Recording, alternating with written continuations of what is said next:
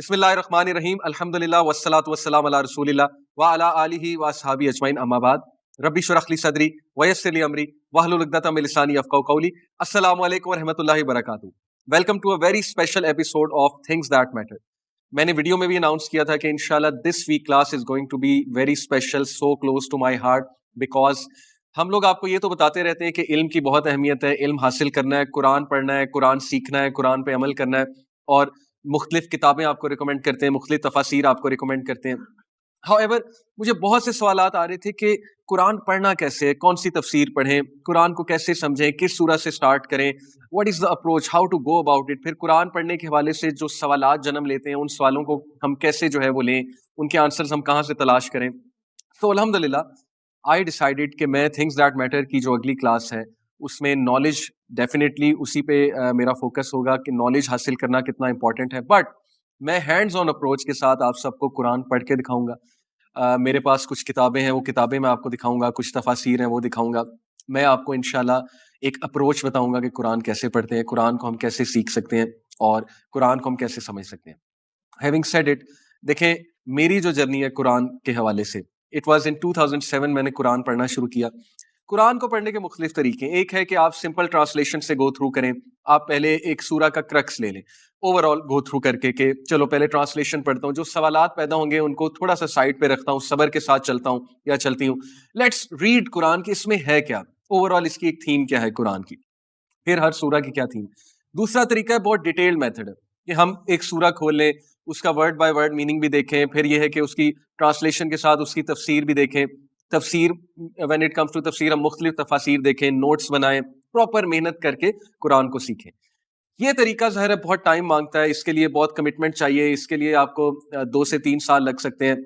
میں آج آپ کو دونوں طریقوں کے بارے میں بتاؤں گا, مختلف تفاسیر کے بارے میں بھی بتاؤں گا, اور اپنا ایک پرسنل اوپینین دوں گا کہ میں نے قرآن کو کیسے سیکھا تھا جب 2007 میں نے قرآن پڑھنا شروع کیا تھا. اور اس کے بعد الحمدللہ ثم الحمدللہ یہ میری زندگی میں اللہ کے بہت کروڑوں احسانات میں سے ایک احسان ہے کہ میں نے قرآن کو سمجھا.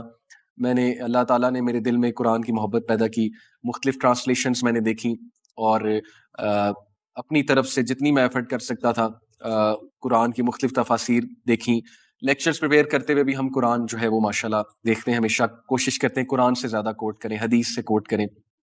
سب سے پہلا جو میں نے جو ایک چیز کی تھی, سب سے پہلی چیز دیکھیں, یہ میرا ویسے بھی ایک پڑھنے کا طریقہ, ہر بندے کا نا پڑھنے کا ایک طریقہ ہوتا ہے. میں ہمیشہ اپنے اسٹوڈنٹس کو ایک بات بتاتا ہوں کہ جب بھی آپ کوئی کتاب پڑھیں, سب سے پہلے اس کے کنٹینٹس, سب سے پہلے جو کنٹینٹس کا پیج ہوتا ہے نا اس سے گو تھرو کریں. اس کے بعد وہ چیپٹرز کو انڈرسٹینڈ اس طرح سے کریں ان کے ناموں کے تھرو. مثال کے طور پہ اگر میں فزکس پڑھاتا ہوں, فزکس کی بات کروں, جنرل فزکس میں کیا ہے, نیوٹونین میکینکس میں کیا ہے, تھرمل فزکس میں کیا ہے, کون کون سے چیپٹرز ہیں, لائٹ ساؤنڈ اینڈ ویوز میں کیا ہے, الیکٹریسٹی اینڈ میگنیٹزم میں کیا ہے, نیوکلیئر فزکس میں کیا ہے. یہ میں آپ کو اس لیے بتا رہا ہوں کیونکہ فزکس میں میرا انٹرسٹ ہے, فزکس پڑھاتا ہوں بینگ این انجینئر. مجھے جب چیپٹر وائز پتہ لگ جائے گا کہ اس بک میں چیپٹر وائز یہ چیپٹرز ہیں اور ان کی ترتیب پتہ لگ جائے گی, اور پھر مجھے ایک چیپٹر کے کنٹینٹس پتہ لگ جائیں گے. مثال کے طور پہ لیٹس ٹاک اباؤٹ, سپوز کر لیں فورسز کا چیپٹر ہے, فورسز کے چیپٹر میں کیا کیا سب ٹاپکس ہیں, وہ جب تک مجھے نہیں پتہ لگ جائیں گے مجھے چین نہیں آتا. میرا مطلب پڑھنے کا یہ طریقہ, اور میں سب کو یہ کہتا ہوں کہ اسی طرح سیکوینس وائز چلیں, یہ آپ کے برین کے لیے اچھا ہے. ہیونگ ریڈ سائیکالوجی, میموری کا چیپٹر ہمیں پڑھایا جاتا ہے سائیکالوجی میں, میموری کس طرح سے بنتی ہے, ہمارا برین کس طرح چیزیں میمورائز کرتا ہے, کس طرح اس کو سسٹین کرتا ہے, یہ میں آپ کو ٹپس دے رہا ہوں. جب آپ کے نا برین میں بلاکس ہوتے ہیں میموری کے, جب آپ ہر چیپٹر کا ایک بلاک بنا لیں گے نا, آپ کو اس کے کنٹینٹس پتہ ہوں گے, آپ کو سیکوینس وائز اس میں ٹاپکس پتہ ہوں گے, that's better for your brain. آپ کی میموری کے لیے وہ بیٹر ہے, وہ چیز زیادہ دیر سسٹین رہے گی. اب مثال کے طور پہ قرآن پڑھنا, سب سے پہلی بات قرآن کے 114 چیپٹرز ہیں, مجھے کنٹینٹس کا پتہ ہونا چاہیے. ان 114 چیپٹرز میں سے 86 مکی سورز ہیں, 28 مدنی سورز ہیں. جو 86 مکی سورز ہیں, ظاہر ہے کہ وہ نبی اکرم صلی اللہ علیہ وسلم کی جو پہلی 13 سال کی زندگی ہے وہی آنے کے بعد, وہ ظاہر ہے کہ اس زندگی کے جو حالات تھے, جو چیلنجز تھے, جو ان کے ٹاسک تھے, جو کویسچنز ان سے کیے جاتے تھے, جو مسئلے ان کو درپیش آتے تھے, وہ ان سے ریلیٹڈ. اگلے جو 10 سال مدنی دور ہے اس میں 28 سورز نازل ہوئی ہیں. مدنی سورز کی کیا تھیم ہے, مکی سورز کی کیا تھیم ہے, یہ آپ کو پتا ہونا چاہیے. مکی سورج میں چونکہ نبی اکرم صلی اللہ علیہ وسلم ٹیم بلڈنگ کر رہے تھے, نبی اکرم صلی اللہ علیہ وسلم صحابہ کی شخصیت پہ ورکنگ کر رہے تھے, پرسنالٹی پہ ورکنگ کر رہے تھے, وہ ایک ٹیم بنا رہے تھے جس نے پوری دنیا میں ایک تہلکہ مچانا ہے, چینج لے کر آنی ہے, سوشل ریولوشن لانی ہے. لہٰذا یہ ضروری تھا کہ ان لوگ کو معرفت الہی اور فکر آخرت کا کنسیپٹ دیا جائے اور ان کے عقیدے پہ, ان کے کریڈ پہ ورکنگ کی جائے, ان کی پرسنالٹی اسٹرانگ کی جائے. عقیدہ ہماری پرسنالٹی کو اسٹرانگ کرتا ہے. دا مور یو نو اللہ سبحانہ وتعالیٰ دا مور اسٹرانگر یو بیکم. یہ میرا سینٹینس یاد رکھیے گا. جتنا آپ رب العالمین کو جانیں گے آپ کی جڑیں اتنی مضبوط ہوتی جائیں گی, آپ زندگی میں اتنے بہادر ہوتے جائیں گے. اس لیے معرفت الہی مکی سورج زیادہ تر, مدنی میں بھی ہے, ڈیفینیٹلی ہے.